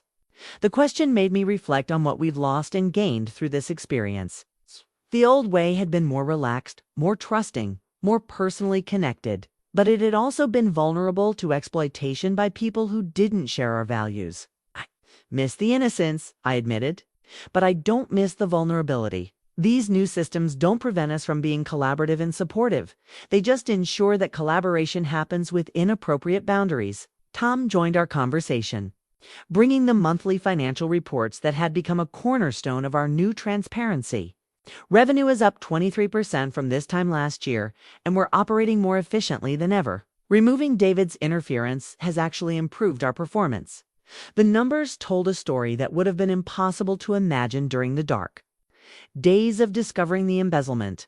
Not only had we survived David and Julia's attempt to destroy us, we were thriving in ways that wouldn't have been possible with them still here. They thought they were stealing a successful business, I mused. But they were actually stealing something that was being held back by their own incompetence and dishonesty.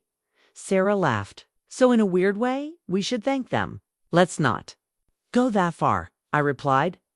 But we can acknowledge that their betrayal forced us to become stronger than we ever would have been otherwise. As we wrapped up our meeting and returned to our respective projects, I looked around the office that had been transformed by crisis into something better than what we'd started with. New security measures, improved systems, stronger relationships. Clara values all, born from the ashes of trust that had been betrayed and rebuilt on a foundation that couldn't be shaken by future deception.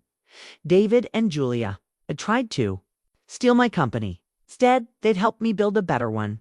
The divorce papers felt surprisingly light in my hands as I signed my name for what would be the last time as David's wife. Rebecca Matthews would soon become Rebecca Walsh, again returning to the name I'd carried when I first started my business, when I'd believed that hard work and integrity were enough to guarantee success. Margaret had negotiated a settlement that protected everything I'd built while giving David nothing he hadn't legitimately earned during our marriage. The house we'd bought together would be sold, with proceeds split according to our respective contributions.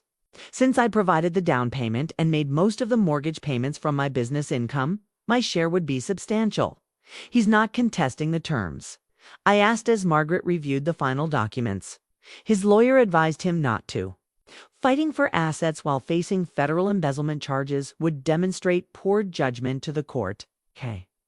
And frankly, he has no legal standing to claim business assets he tried to steal. David's signature on the divorce decree had been witnessed by his attorney during a jailhouse visit. He'd been denied bail after prosecutors argued that his history of financial deception and Julia's flight to Mexico made him a flight risk. The man who'd slept beside me for 12 years was now sleeping in a county jail cell, awaiting trial for crimes that could send him to prison for a decade. "Do you feel guilty?" Margaret asked as I closed the legal folder that ended my marriage. "About what?" "Some people feel guilty about divorcing someone who's in jail, like they're abandoning their spouse when they need support most." I considered the question seriously. David was facing the worst crisis of his life, and 12 years of marriage had trained me to be his support system during difficult times. But this crisis was different. It was entirely of his own making, and the crimes he'd committed had been directed at me. "I feel sad about what we lost," I admitted, "but I don't feel guilty about protecting myself from someone who systematically betrayed me." David made choices that destroyed our marriage. I'm making choices to build a better life. The house hunting process was surprisingly therapeutic. Looking at properties that would be mine alone, decorated according to my preferences. Secure in the knowledge that no one could forge my signature to steal the mitt, felt like reclaiming my identity after years of compromising for someone who hadn't deserved the consideration. I found a downtown loft that perfectly captured what I wanted: modern, secure, and close enough to the office that I could walk to work. The building had excellent security, underground parking, and a view of the city I'd conquered through determination and resilience. "It's perfect," said my realtor as we toured the space. "Very successful woman vibes." It's exactly what I was going for.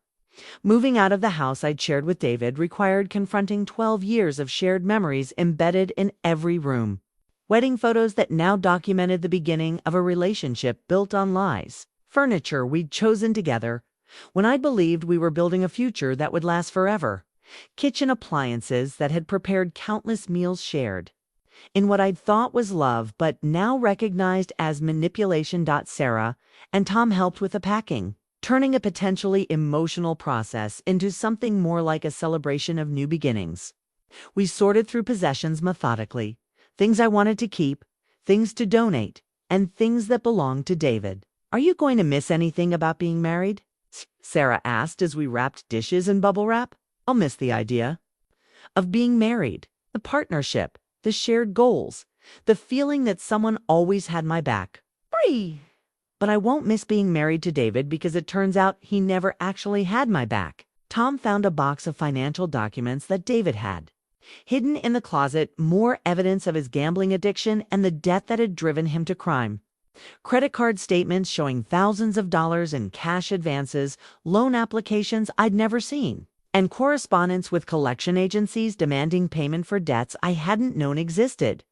"Should we give these to Margaret?" Tom asked. "Absolutely. They show the progression of his financial desperation and might be useful for the prosecution." But the most painful discovery was David's journal, hidden behind books on a shelf I rarely accessed. The entries revealed the gradual corruption of a man I thought I knew. documenting his descent from occasional gambling to addiction, from financial stress to criminal conspiracy. Rebecca's working late again. Read one entry from 8 months ago. I know I should feel guilty about the poker losses, but she makes so much money. She won't even notice a few thousand missing from the business account. A few thousand had become tens of thousands, then hundreds of thousands. As David's justifications became more elaborate and his crimes more serious, met Julia today. Another entry revealed. She's much smarter than Rebecca realizes. Ask some very insightful questions about the business structure. I think she could be helpful if we ever need to make changes. The entries chronicled David's seduction by Julia's flattery and manipulation, showing how she gradually convinced him that I was the problem and that they were the solution. She'd played on his resentment about my success, his shame about his gambling losses, and his fear of being exposed as a failure. Julia thinks Rebecca has been holding me back. One particularly damaging entry stated, says I'm the real business brain, but don't get credit because I'm married to the founder. Maybe it's time to change that dynamic. Reading David's thoughts as he planned my destruction was agonizing, but it also provided closure. These weren't the confused writings of a man who'd made mistakes. They were the calculated plans of someone who'd chosen crime over communication, betrayal over honesty. The final entry, dated the day before I discovered their affair, was the most revealing. Everything is in place. Julia has the signature samples, the account information, and the client contacts. The resignation letter is ready, and the new company is incorporated. By Christmas, I'll be CEO of my own business, and Rebecca will be wondering what happened. She's too trusting to see it coming and too soft to fight back effectively. This is going to be easier than I thought. Too soft to fight back effectively. David had built his entire plan on the assumption that I would be too hurt, too shocked, too devastated to respond strategically to his betrayal. He'd confused my love for weakness, my trust for stupidity. He really didn't know you at all, Sarah. Observed after reading excerpts from the journal. No, he didn't. And that might be the saddest part of all this. After 12 years of marriage, the man I loved didn't understand the first thing about who I actually am. As we finished packing and prepared to move my belongings to a new life, I realized that David's greatest miscalculation hadn't been underestimating my business skills or my legal resources. It had been underestimating my capacity to survive and thrive after betrayal. He'd thought destroying me would be easy because he'd never seen me fight for anything. What he'd missed was that I'd never needed to fight for anything because I'd always had people I could trust. Now that trust was gone, but something stronger had taken its place. The knowledge that I could survive anything and the determination to never again be vulnerable to someone else's weakness. David had tried to steal my business and destroy my life. Instead, he'd taught me that I was strong enough to rebuild both from nothing. Some lessons I reflected as we loaded the moving truck are worth the price of learning them. The federal courthouse felt imposing on the morning of David's sentencing. Hearing its marble columns and bronze doors a fitting backdrop for the final chapter of his criminal conspiracy. 6 months had passed since his arrest, and the legal process had methodically dismantled every aspect of his defense until he'd been forced to accept a plea bargain that would send him to prison for 5 years. I sat in the victims section with Margaret beside me, watching as David was led into the courtroom in handcuffs and an orange jumpsuit. The transformation was jarring. The confident man, who'd once acted like he owned my business, now looked defeated and small, his shoulders hunched with the weight of his crimes and their consequences. Julia's trial would be held separately whenever the FBI managed to extradite her from Mexico. She'd been living under an assumed name in Cancun, according to the last intelligence report. But Mexican authorities were cooperating with the investigation. Her absence from David's trial spoke volumes about her commitment to their partnerships. She'd abandoned him as quickly as she'd abandoned her previous victims. Judge Harrison called the court to order, his stern expression suggesting he'd reviewed the case thoroughly and found David's crimes particularly reprehensible. Federal prosecutors had presented overwhelming evidence of wire fraud, embezzlement, and conspiracy, supported by the financial records, security footage, and David's own journal entries that documented his criminal planning. "Mr. Matthews," Judge Harrison began, "you've pled guilty to charges of wire fraud, embezzlement, and conspiracy to commit financial crimes. Before I impose sentence, do you have anything to say to the court?" David stood slowly, his lawyer rising. Beside him, "Your Honor, I know what I did was wrong, and I accept full responsibility for my actions. I let gambling addiction cloud my judgment, and I hurt the person who trusted me most. I'm truly sorry for the pain I've caused." The apology felt scripted, lacking the genuine remorse that might have earned him sympathy from the court. More importantly, it continued the pattern of blaming external factors, gambling addiction, poor judgment, clouded thinking, rather than accepting that he'd made deliberate choices to commit serious crimes. "Ms. Matthews," Judge Harrison addressed me, "as the victim in this case, you have the right to make a statement before sentencing. Would you like to address the court?" I stood, feeling the weight of 6 months of legal proceedings, business rebuilding, and emotional recovery in this moment.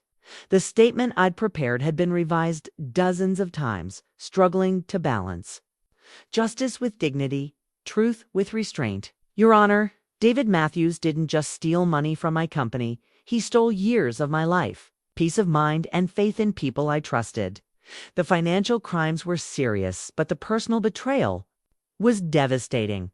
For months, I worked overtime to cover problems he was creating while pretending to help solve them. I looked directly at David, who couldn't meet my eyes. But I want the court to know that while David's crimes caused significant damage, they also revealed strengths I didn't know I possessed. My business is stronger now than before his theft. My relationships with clients and employees are deeper, and my understanding of my own capabilities has grown immeasurably." Judge Harrison nodded as I continued. "I'm not asking for mercy, because David's crimes were calculated and systematic. But I'm also not asking for vengeance, because the best response to his betrayal has been building something better than what he tried to destroy." "Thank you, Ms. Matthews," Judge Harrison said. "Mr. Matthews, your crimes were serious federal offenses that strike at the heart of business relationships and personal trust. You exploited your position as a spouse to commit fraud against someone who trusted you completely." David remained standing, his fate in the hands of a judge who'd clearly been unimpressed by his attempts to minimize his responsibility. "The court notes that you've accepted responsibility through your guilty plea, but your victim impact statement suggests genuine remorse is limited. The financial harm was substantial, but the personal betrayal was devastating to someone who trusted you with her life's work." Judge Harrison reviewed his notes before continuing. "Therefore, the court sentences you to 60 months in federal prison, followed by 3 years of supervised probation. You're ordered to pay full restitution of $187,000 to the victim, and you're prohibited from contacting Ms. Matthews directly or indirectly during your incarceration. 5 years. The sentence was exactly what the plea bargain had specified, but hearing it pronounced in open court made it feel more real. David would serve most of his 40s in prison, emerging as a convicted felon with limited prospects for rebuilding his life. As the bailiff led David away to begin his sentence, he turned back one final time, his eyes finding mine across the courtroom. For a moment, I saw a flicker of the man I'd married, vulnerable, scared, desperately seeking forgiveness that I couldn't provide. But that moment passed quickly, replaced by the reality of what he'd chosen and what he'd lost through his own actions. I felt no satisfaction in his imprisonment, but no regret either. Justice had been served according to law, and David would face the consequences of his crimes just as I'd faced the consequences of his betrayal. Margaret gathered our files as the courtroom emptied. "How do you feel?" she asked. "Relieved, vindicated, ready to move forward without this hanging over everything. The restitution order guarantees you'll recover every penny he stole, plus interest. His prison wages will be garnished, and his assets are being liquidated to pay you back." The money mattered, but less than I'd expected. My business had recovered financially through improved operations and new client relationships. A restitution would be welcome, but it wouldn't make or break my future success. Outside the courthouse, Tom and Sarah were waiting with expressions of solidarity and support. They'd taken time off work to attend the sentencing, wanting to witness the end of a chapter that had affected all of us. "How do you feel about 5 years?" Tom asked. "It seems appropriate. Serious enough to reflect the gravity of his crimes, but not so harsh that I feel like I destroyed his life out of spite." Sarah hugged me on the courthouse steps. "You did everything right, Rebecca. You protected yourself, your business, and everyone who works for you. David's consequences are entirely his own responsibility." As we walked back to our cars, I realized that David's sentencing marked more than the end of his legal proceedings. It represented the completion of my transformation from victim to survivor to someone who'd emerged stronger from betrayal than I'd ever been before it. David had gambled our marriage and lost everything. Julia had bet her freedom on a scheme that collapsed when she chose the wrong target. Both had underestimated not just my business skills, but my capacity to survive, adapt, and ultimately thrive in the face of devastating betrayal. The guilty verdict was satisfying, but the real victory was simpler and more profound.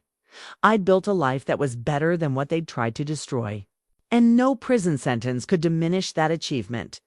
The lease agreement for our second office location felt like a declaration of victory as I signed my real name.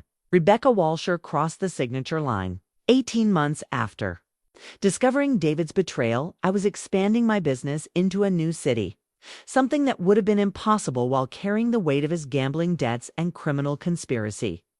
The Portland office would serve our growing Pacific Northwest client base, led by Sarah, who'd proven herself capable of managing complex operations independently.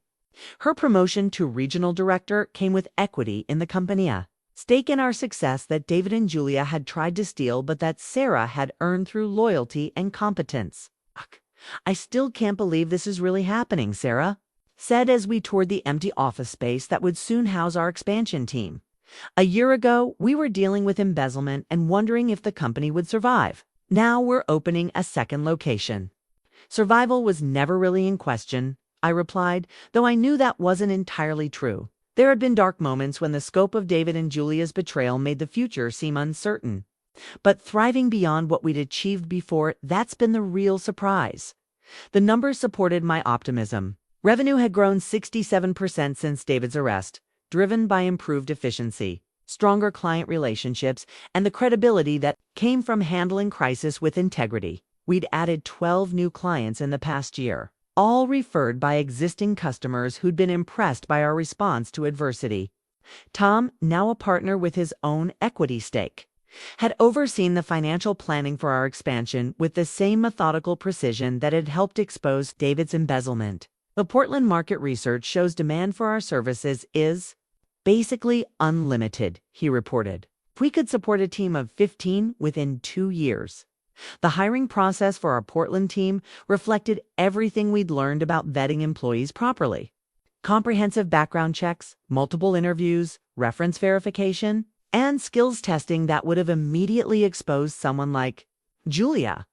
But we'd also retained the collaborative culture that made our workplace attractive to ethical, talented people. Maria Santos, who'd replaced Julia and exceeded every expectation, would be training our new administrative staff. The contrast between her genuine competence and Julia's calculated manipulation had been educational for everyone who'd worked with both women. "The difference is integrity," Maria observed during one of our planning sessions. Julia was always performing, always calculating how to manipulate situations to her advantage. "It's exhausting to work with someone like that, even when you don't realize what they're doing." "What makes someone become like Julia?" Sarah asked. "I mean, she was obviously intelligent and capable. She could have built a legitimate career instead of becoming a professional con artist." The question had haunted me during the long months of legal proceedings and business rebuilding. Julia's background revealed a pattern of choosing shortcuts over honest work, exploitation over genuine achievement. She'd possessed the skills to succeed legitimately, but had consistently chosen crime as an easier path to wealth. "I think some people see ethics as obstacles to overcome rather than principles to follow," I said. Julia was smart enough to build a successful career, but she thought stealing was more efficient than earning. And David, Tom asked quietly. What made him choose crime over asking for help with his gambling problem? David's transformation from supportive husband to criminal conspirator remained the most painful aspect of the entire experience.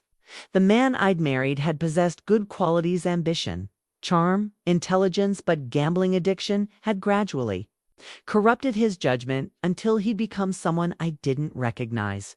Pride, maybe, or shame. Admitting he had a gambling problem would have meant acknowledging that he wasn't the successful businessman he pretended to be. Stealing from me allowed him to maintain the illusion while feeding his addiction.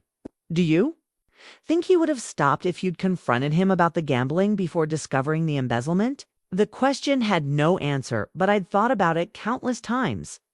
If I'd paid more attention to our finances, if I'd questioned his explanations for missing money, if I'd been less trusting and more suspicious, would David have gotten help instead of turning to crime?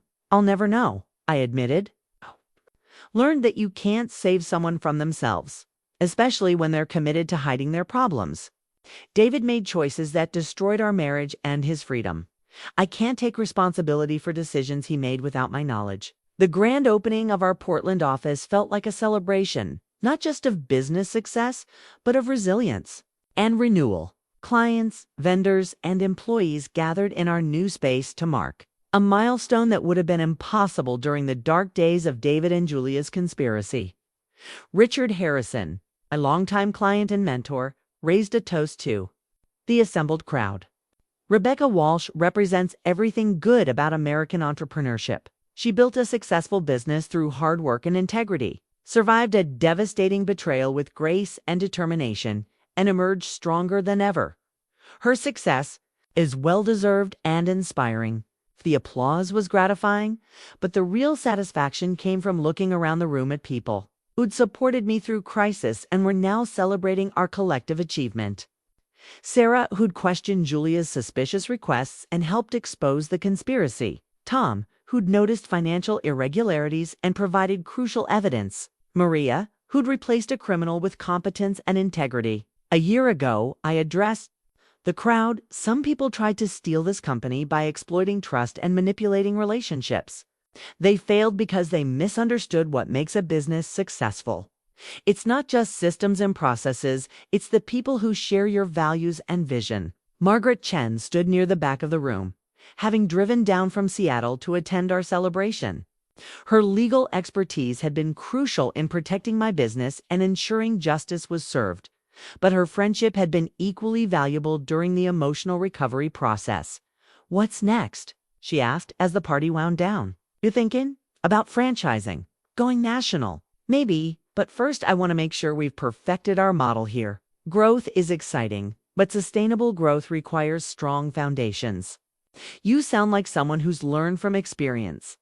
I've learned that success without security is vulnerable to people like David and Julia. The goal isn't just to build something big. It's to build something that can't be destroyed by betrayal or bad actors. As the last guests departed and we prepared to lock up our new office, I stood in the empty space that represented so much more than square footage and lease agreements. This was proof that David and Julia's attempt to destroy me had failed completely. That their crimes had ultimately made me stronger rather than weaker. They'd gambled their futures on my supposed weakness and lost everything. I'd bet my future on my own strength and resilience, and the returns were exceeding my wildest expectations. The expansion plans pinned to our conference room wall showed potential offices in 5 more cities over the next 3 years. David had once accused me of thinking too small, of lacking the vision to build something truly significant. Looking at those plans, I realized he'd been right about one thing. I had been thinking too small. But that was before I'd learned what I was truly capable of achieving when no one was sabotaging my efforts from within. The future, it turned out, was limited only by the scope of my own ambition. And after surviving the worst betrayal imaginable, I discovered that my ambition was boundless. The award ceremony felt surreal as I stood at the podium, holding the crystal trophy that declared me Entrepreneur of the Year for overcoming adversity and building sustainable business success. 2 years ago, I'd been discovering my husband's affair and embezzlement scheme. Tonight, I was being celebrated as an example of resilience and leadership in the business community. Rebecca Walsh has demonstrated that true strength isn't measured by avoiding challenges, the presenter had announced, but by how we respond when faced with devastating setbacks. Her company's growth following a crisis of trust and financial crime proves that integrity and determination can overcome any obstacle. The audience included clients, competitors, and industry leaders who'd watched my public struggle with David and Julia's betrayal transform into a case study in crisis management and ethical leadership. My story had become something larger than personal survival. It was proof that doing the right thing, even when it's difficult, ultimately leads to success that can't be stolen or destroyed. During my acceptance speech, I'd looked out at faces. That included Sarah and Tom, now regional directors with equity stakes in our expanding company. Maria Santos sat with our newest team members, representing the culture of competence and integrity we'd built to replace the dysfunction David and Julia had created. Margaret Chen smiled from the legal community table, having watched her client transform from victim to victor over months of patient advocacy. 3 years ago, I'd told the audience I thought success meant building something that couldn't be taken away. I learned the hard way that anything can be stolen by people you trust if you're not protecting it properly. But I also learned something more important. The right response to betrayal isn't paranoia or cynicism. It's building something stronger than what was destroyed. The reception afterward had been a networking opportunity that would have intimidated me during my early career, but now felt like a natural extension of the business relationships I'd cultivated through transparency and authentic value creation. Competitors who'd once viewed me as a threat were now asking for advice on crisis management and ethical business practices. "How did you maintain team morale during the embezzlement crisis?" asked Jennifer Morrison, CEO of Morrison Marketing, a firm that competed with us for several clients. "Transparency and consistency," I replied. "We told everyone what was happening, why it was happening, and what we were doing to fix it. People can handle bad news if they trust you to deal with it honestly." What about client retention? Weren't they worried about stability? Some were initially concerned, but most clients appreciated our transparency about the problems and our comprehensive solutions. They saw that we were taking security and ethics more seriously than our competitors, which actually became a competitive advantage. Dr. Patricia Chen, a business psychology professor who'd been studying our case for an academic paper, approached with more pointed questions. "Do you think your experience was unique? Or are there lessons that apply to other business owners?" Every business is vulnerable to internal fraud, especially when it's run by trusting, collaborative leaders. The lesson isn't to become paranoid, but to implement systems that make crime difficult and detection likely. You can maintain a positive culture while having strong oversight. What about the psychological impact? How did you avoid becoming bitter or overly suspicious after such a personal betrayal? The question touched on something I'd struggled with throughout the recovery process. David's betrayal had shattered my faith in people I'd trusted completely, and rebuilding that capacity for trust without becoming naive had been an ongoing challenge. I had to learn the difference between trust and verification, I said. I can trust someone's character and intentions while still verifying their actions through proper oversight. It's not about suspecting everyone. It's about creating accountability that protects both the business and honest employees. Do you ever regret how you handled the situation? Some people might have tried to work things out privately instead of involving law enforcement. Never.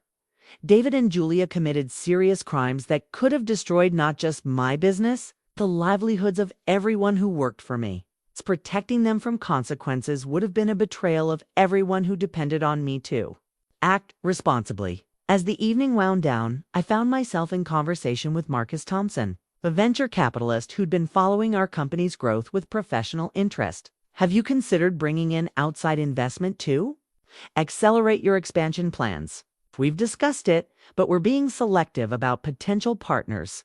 The wrong investor could undermine the culture we've built, and we've learned that culture is our most valuable asset." What would you look for in an investment partner? Someone who understands that sustainable growth requires ethical foundations, We're not interested in partners who prioritize short-term profits over long-term value creation. The conversation reminded me how much my perspective on business success had evolved since David's betrayal. Previously, I'd measured achievement primarily through financial metrics: revenue growth, profit margins, market share. Now I understood that financial success without ethical foundations was vulnerable to collapse from within. Tom approached as Marcus and I exchanged business cards. Ready to head out? Sarah's got early meetings in Portland tomorrow, and I want to review the quarterly reports before our board meeting. The drive home gave me time to reflect on how dramatically my life had changed since that terrible day when I discovered David's affair. The woman who'd walked into her conference room to find her husband betraying her had been successful but naive, trusting but unprotected, ambitious but limited by the very relationships she'd thought were her greatest strengths. The woman driving home from an industry award ceremony was successful and wise, trusting but vigilant, ambitious and unlimited by anyone else's weakness or dishonesty. David and Julia's attempt to destroy me had instead forced me to discover capabilities I'd never known. Possessed. My phone buzzed with a text from Sarah in Portland. Saw the ceremony on LinkedIn. So proud to work for a company with a leader who proves that doing the right thing is also the smart thing. See you at tomorrow's video call. Similar messages arrived from team members, clients, and industry contacts who'd followed my story from crisis to triumph. Each one reinforced the lesson that David and Julia had failed to understand. Genuine success comes from building relationships based on mutual respect and shared values, not from exploiting trust for short-term gain.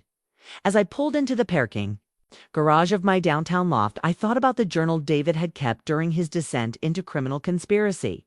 His entries had documented his growing resentment of my success and his belief that I didn't deserve what I'd achieved through hard work. He'd been wrong about many things, but perhaps most fundamentally wrong about the nature of success itself. He'd seen my achievements as lucky breaks that could be transferred to someone more deserving. What he'd missed was that success isn't just about reaching goals, it's about becoming the kind of person who can reach them consistently, ethically. And sustainably. The awards sitting on my kitchen counter wasn't just recognition for surviving betrayal, was validation that the values I'd maintained throughout the crisis were the same values that had made me successful in the first place. David and Julia had tried to steal my business by exploiting my trust. Instead, they taught me that trust, properly managed, was an even more powerful foundation for success than I'd realized. Some lessons, I thought as I prepared for bed, are worth the price of learning them, Mevin, when that price is the destruction of everything you thought you could count on. The keys to our new headquarters felt heavy with significance as I unlocked the door to what would become the flagship location of Walsh Consulting Group. 5 years after discovering David's betrayal, I was moving into a building I owned outright, 30,000 square feet of office space that represented not just business growth, but complete independence from anyone who might try to steal what I'd built. The morning sunlight streamed through floor-to-ceiling windows, illuminating empty spaces that would soon house our team of 47 employees across 6 regional offices. The architectural plans spread across my temporary desk showed conference rooms, private offices, an employee break area with a full kitchen, and a secure server room with biometric access controls that would make Julia's document theft impossible. Sarah arrived with coffee and the satisfaction of someone who'd just closed our largest contract ever. 3-year partnership with Harrison Industries that would generate over $2 million in revenue. Richard said to tell you, this is what loyalty looks like when it's properly rewarded. Tom followed with financial projections that showed our company valued at 15 times what David and Julia had tried to steal. The Portland expansion exceeded our most optimistic forecasts. We're getting inquiries about franchising opportunities from entrepreneurs who want to replicate our model. What about the ethics training program? I asked. Maria had developed a comprehensive curriculum for business owners who wanted to prevent internal fraud while maintaining collaborative workplace cultures. Booked solid for the next 18 months, Maria reported, joining our impromptu meeting in the empty space that would become our executive conference room. Apparently, your story has made a lot of people realize they're vulnerable to the same kind of betrayal. The ethics training program had evolved from my speaking engagements about crisis management into a legitimate revenue stream that helped other business owners protect themselves from employees like David and Julia. We taught practical skills: financial oversight, employee vetting, security protocols wrapped in broader lessons about building ethical cultures that discourage dishonest behavior. "Any word on Julia's extradition?" Tom asked, though we all knew the answer hadn't changed. "She's still fighting it through the Mexican courts, but Margaret says it's only a matter of time. She can't stay hidden forever, and the FBI has been very patient." Julia's continued freedom remained the one unresolved aspect of their conspiracy, though her absence had become more symbolic than practical. She'd forfeited any claim to legitimacy by fleeing, and her eventual arrest would provide closure rather than justice. Justice had already been served through the success we'd built in defiance of her crimes. My phone buzzed with a text from an unknown number. "Rebecca, this is David. I know I have no right to contact you, but I wanted you to know I'm proud of what you've achieved. I was released last month and I'm trying to rebuild my life. Honestly, I hope you can find peace." The message was a violation of his restraining order, but I felt no anger at the breach. David had served 4 years of his 5-year sentence and was now facing the challenge of rebuilding his life as a convicted felon. His pride in my success felt genuine, though irrelevant to the life I'd built without him. I showed the message to Margaret, who'd arrived for our building walkthrough and contract review. "Do you want to pursue the restraining order violation?" "No." He served his time and the message wasn't threatening or manipulative. Besides, prosecuting him now would suggest I'm still afraid of him, and I'm not. The truth was that David had become irrelevant to my life in ways that went beyond legal consequences. The man who'd once had the power to devastate me through betrayal now couldn't even annoy me through unwanted contact. My success had insulated me from his capacity to cause harm. Have you ever wondered what would have happened if you'd discovered the gambling problem before the embezzlement? Sarah asked as we toured the space that would house our expanded operations. "Sometimes. But I've learned that you can't save someone who's committed to destroying themselves, especially when they're hiding their problems and lying about their solutions."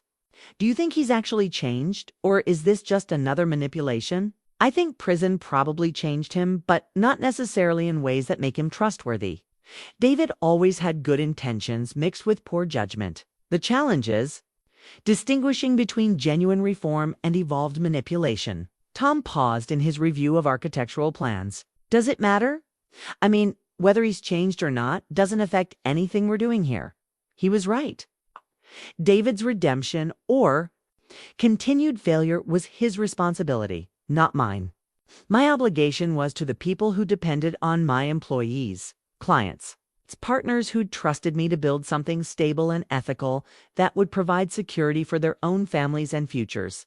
As afternoon turned to evening, our team gradually departed to return to their respective lives and responsibilities. I remained in the empty building, surrounded by the silence of unlimited potential and hard-won wisdom. The view from my future office window encompassed the entire downtown area where I'd started my business 15 years ago with nothing but determination and a laptop. The city had grown around me as I'd grown within it, both of us becoming more sophisticated and resilient through challenges that had tested our foundations.